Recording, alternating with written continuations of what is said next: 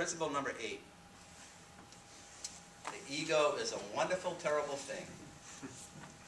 A seed that bears 2 vines, one good and one evil. And it's great that my son Jared's here to hear this. He's heard this before, but I'm glad that he's going to hear it again. There's 2 sides of the ego. There's the good side.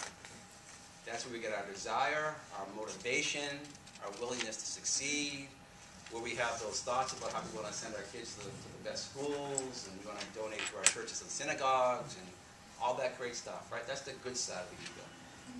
And then there's the bad side. And that's that little goblin that sits right there on our shoulder and whispers in our ears, I can't, I won't, I don't. I can't do that, I don't do that, or I simply won't do that. Now there's even a worse side, what I call a more insidious side to the bad side of the ego. And that's the side of the ego that says, I already know it all. I already know it all. John, you're not telling me anything different that I haven't heard before. I already know it all. And in that case, I say, that's wonderful. Show me your profit and loss statement. John, I already know it all. Fantastic. How's that working for you? Because if you think you already know it all, you are that far away from going out of business, or from having one of the most dramatic failures in your life that you could ever imagine. Every single person that I have ever met in my life, including me, who believe that they know it all, is getting ready for a big, gigantic fall. Because the world doesn't care whether you think you know it all or not. The results are going to be based on what you're doing every single day today, and whether or not they're proving out or not. That's all that matters in business. So there was a time in my life where I really thought that I knew it all. I mean, I was only in my 20s, and I had a law firm, I had an appraisal company, I had a title company, I had a home in the White Mountains, I had a home here, I had fancy cars, I had all this great stuff, right? We were the #1 vendor for the FDIC in all of New England. Does anybody remember back in the late 80s, early 90s, when the FDIC was here shutting down all the banks? Remember that? Well, there were 2 government agencies here. One was called the FDIC, and the other one was called the RTC, the Resolution Trust Corporation. And I was the #1 vendor for both of them. Wow. I don't know if you know this, but the federal government, when they get involved in projects, they don't really care how much money they spend. They were literally throwing money at me. Literally throwing money at me. John, go do this appraisal, whatever it's going to cost, whatever. Just get it done. Liquidate this subdivision for us. Help us shut down this bank. Hire the auctioneer for this, do that. And they were throwing money at me.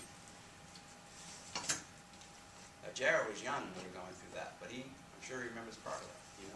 Going on the ski trips and the vacations and, all this great stuff. That was when I was in my late 20s. When I was 34, I was broke. Literally broke. So how do you go from the government throwing money at you, literally to the point where you're creating millions of dollars of income, and going broke in 4 or 5 years? You think you know it all. That's not. So people would say to me, John, you're doing pretty well, but you're not acting and behaving the same way that you were a year ago. And I say, screw you, what do you know? I've got all this stuff. I've got the 2 houses and the cars and money coming in and all this great stuff. What do you know? And they say to me, John, you're just not acting and behaving the same way. You should be doing this a little bit differently in your business and that and whatever it may be. And I'd say, screw you, what do you know?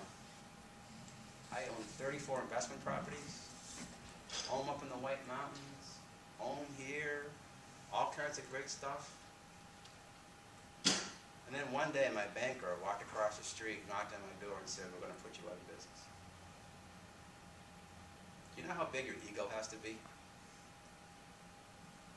For your banker to walk across the street from a bank that you're running $100 million a year through in your escrow account. To walk across the street and say, we're putting you out of business. But that's where I was. That's what I needed, boy. Who did I want to blame that day when that banker walked across the street? Who did I want to blame? I want to blame the banker. The banker's fault. Banker doesn't understand my business. He doesn't understand me, blah, blah, blah, blah, blah, all this other stuff, right? And the only thing that changed for me was when Jared and Danielle were younger. They were very small. Do you remember your kids when they were like 3, 4, 5, 6 years old? And they're sleeping in their beds at night? Okay? What do they look like when they're sleeping in their beds at night when they're 3, 4, 5, 6 years old? Pure angels, right? And this is a point where my life had, I had to go into my children's rooms at night. A couple of days after that banker walked into my office and say, I'm throwing it all away, throwing away my kids' futures, throwing my business away and everything else that I've dreamed of because I don't want to take advice from somebody.